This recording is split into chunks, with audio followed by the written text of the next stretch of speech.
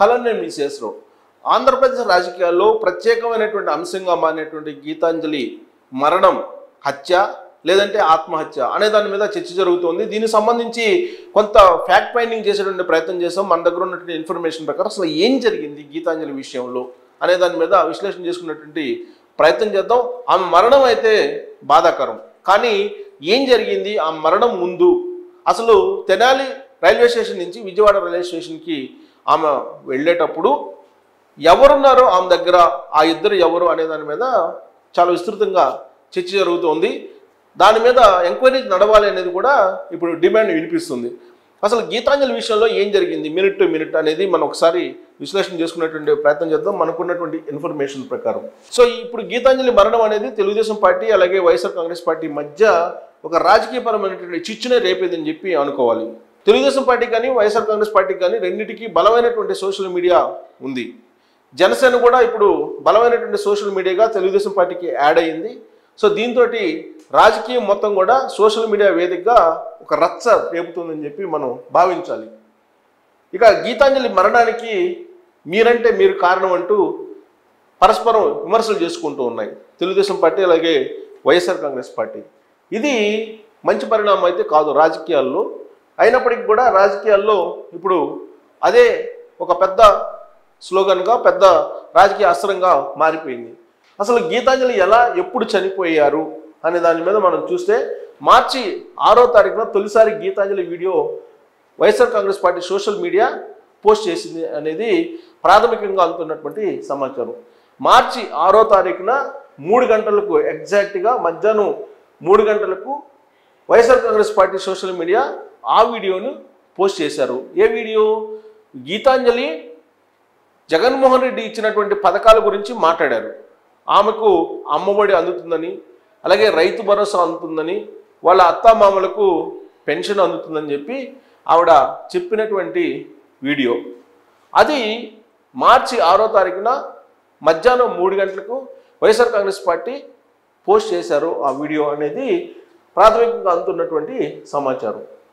ఇక మార్చి 7న ఉదయం 11 గంటల ప్రాంతంలో తెనాలి రైల్వే స్టేషన్లో గీతాంజలి ప్రమాదానికి గురయ్యారు. మార్చి 7వ తారీఖున అంటే ఒకరోజు వ్యవధిలో 6వ తారీఖున పోస్ట్ చేశారు. 7వ తారీఖున ఉదయం 11 గంటలకి ఆమె తెనాలి రైల్వే స్టేషన్లో ప్రమాదానికి గురయ్యారు. సో ఉదయం 11 గంటల ప్రాంతంలో తెనాలి రైల్వే స్టేషన్లో ప్రమాదానికి గీతాంజలి గురైతే తీవ్ర గాయాలు అయ్యాయి.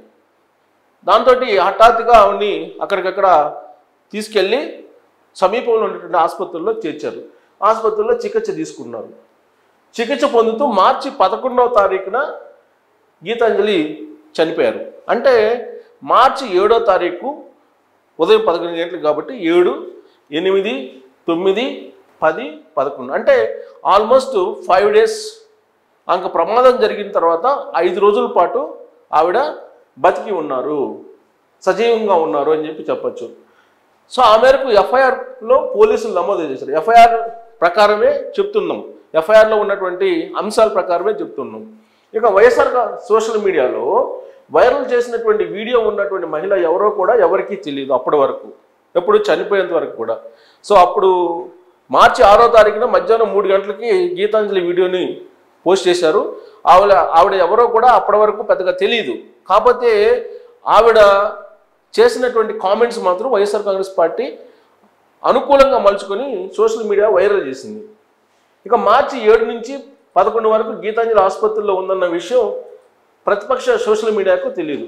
సో మార్చి 7వ తారీఖు నుంచి 11వ తారీఖు చనిపోయేంత వరకు కూడా ఆవిడకి ప్రమాదం జరిగింది కానీ ఆవిడ ఆసుపత్రిలో చికిత్స పొందుతున్నారని కానీ విపక్ష పార్టీలు అంటే తెలుగుదేశం పార్టీ కానీ జనసేనకి కానీ తెలియదు. సో మార్చి 7 సాయంత్రం నుంచి గీతాంజలి వీడియోపై ప్రశ్నల వర్షం కురిపించింది ప్రతిపక్షం. మార్చి 7వ తారీఖు మార్చి 7వ తారీఖు సాయంత్రం ప్రతిపక్ష అంటే విపక్షాలు తెలుగుదేశం పార్టీ కానీ జనసేన పార్టీకి సంబంధించినటువంటి మీడియా ట్రోల్స్ చేయడం మర్చిపోయింది. వీడియోపై ప్రశ్నల వర్షం ఎలాంటి ప్రశ్నలు వేసిందని అంటే, మీకు అమ్మఒడి తీసుకుంటున్నారు, అసలు అమ్మఒడి తీసుకుంటే మీకు పిల్లలే పెద్దవాళ్ళు కాదు కదా, అమ్మఒడి ఎలా వస్తుంది, స్కూల్కి పోయేటువంటి పిల్లలు లేనప్పుడు నీకు అమ్మఒడి ఎలా వస్తుంది అనేది ఒక ట్రోల్స్ ప్రశ్నలు. అలాగే భరోసా, రైతు భరోసా, అసలు వ్యవసాయం చేయకుండా నీకు రైతు భరోసా ఎలా వస్తుంది, పెన్షను వీటన్నిటి మీద ఇంకోటి ఏంటంటే హౌస్ ఇచ్చారని చెప్పారు ఆ వీడియోలో. అసలు హౌసే లేకుండా నీకు అద్దె ఎలా వస్తుంది? నేను హౌస్ తీసుకున్నాను, హౌస్కి అద్దె కూడా వస్తుందని చెప్పి ఆవిడ ఆ వీడియోలో చెప్పారట. దాని మీద ప్రశ్నల వర్షం కురిపిస్తూ విపక్ష సోషల్ మీడియా ప్రశ్నల వర్షం కురిపించింది. మార్చి 10వ తారీఖు వరకు గీతాంజలి వీడియో పైన సోషల్ మీడియాలో ప్రతిపక్ష కార్యకర్తలు ప్రశ్నల వర్షం కురిపించారు. అసలు ఆవిడ 7వ తారీఖున ఉదయం ప్రమాదానికి గురయ్యి 11వ తారీఖు చనిపోయేంత వరకు కూడా ఆవిడకి ప్రమాదం అయిన సంగతి తెలియదు. ప్రమాదం అయిన సంగతి విపక్ష పార్టీల సోషల్ మీడియాకి మార్చి 10వ తారీఖు వరకు కూడా 7వ తారీఖు సాయంత్రం నుంచి మార్చి 10వ తారీఖు వరకు కూడా మీడియాలో ప్రశ్నల వర్షం కురిపిస్తూ ఉన్నారు. సో గీతాంజలికి ప్రమాదం జరిగిందని చావు బతుకుల్లో ఉన్నారన్న విషయం ఎవరికీ తెలియదు అప్పటి వరకు, మార్చి 10వ తారీఖు వరకు. సో గీతాంజలితో వీడియోలు చేస్తున్న వైసీపీ సోషల్ మీడియా టీం ఎవరైనా గీతాంజలితో వీడియోలు చేస్తున్న social media, YSR Congress social media దాన్ని నిర్వహిస్తున్న ఎవరనంటే సజ్జల భార్గవ్ అని చెప్పి అందరికీ తెలిసినటువంటి విషయమే. అయితే గీతాంజలి ప్రమాదానికి గురైన తర్వాత మాత్రమే సోషల్ మీడియాలో వైరల్ అయింది. ఈమె ప్రమాదానికి గురైన తర్వాత మాత్రమే ఈ సోషల్ మీడియాలో ఆవిడ వీడియో వైరల్ అయింది అని చెప్పి చెప్తున్నారు. కానీ మార్చి 6వ తారీఖున మధ్యాహ్నం 3 గంటలకు తొలిసారి ఆ వీడియోని పోస్ట్ చేశారు. ఆ తర్వాత 7వ తారీఖు నుంచి ప్రమాదానికి గురైంది 7 ఉదయం. ఆ తర్వాత నుంచి సోషల్ మీడియాలో వైరల్ చేశారు అని చెప్పి ఇప్పుడు తెలుగుదేశం పార్టీ అనుమానిస్తుంది. సో గీతాంజలి ప్రమాదం లేదా ఆత్మహత్య అనేది సోషల్ మీడియా పోస్టుల వల్ల కాదనేది స్పష్టం. అంటే గీతాంజలి ప్రమాదం కానీ లేదా మరణం కానీ సోషల్ మీడియా పోస్టుల వల్ల కాదు అని చెప్పి ఇప్పుడు తెలుగుదేశం పార్టీ చెప్తుంది. సో చనిపోయిన తర్వాత ట్రోలింగ్ వల్ల చనిపోయిందంటే వైసీపీ దుష్ప్రచారం చేస్తుంది అని అంటున్నారు. అంటే చనిపోయిన 10వ తారీఖున వాళ్ళు పోస్టులు పెట్టారు. చనిపోయిన తర్వాత ట్రోలింగ్ చేస్తే చనిపోయిందంటూ ఎలా అంటారు అనేది ఇప్పుడు తెలుగుదేశం పార్టీ చెప్తుంది. అంటే మేము చనిపోక ముందు చేయలేదు, చనిపోయిన తర్వాత చేసాము అని చెప్పి చెప్తుంది Telugu Desam party social media. So Gitanjali post చేసినటువంటి వీడియోల్ని తమ సోషల్ మీడియా నుంచి మాయం చేసిన YCP. So YSR Congress party ఎందుకు మాయం చేసింది గీతాంజలి పోస్ట్ చేసినటువంటి వీడియోల్ని? గీతాంజలి వీడియోలు ఉన్నాయి, ఆ వీడియోలను అసలు ఎందుకు డిలీట్ చేశారు YSR Congress party social media అనేది పెద్ద ప్రశ్న. ఇప్పుడు వీడియోలు మాయమైపోయినటువంటి స్క్రీన్ షాట్లు విపక్ష పార్టీల మీడియా సోషల్ మీడియా సిద్ధం చేసింది.